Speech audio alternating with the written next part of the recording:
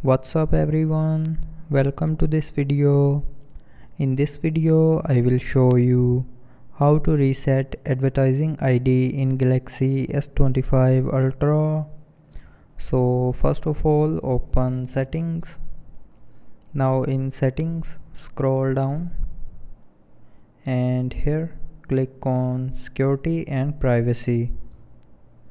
Now in security and privacy, scroll down and click on more privacy settings, and then in more privacy settings tap on ads. Now here in ads, click on reset advertising ID, and from the pop-up tap on confirm.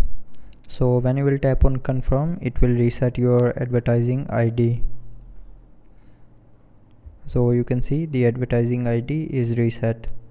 So that's how you can reset advertising ID in Galaxy S25 Ultra.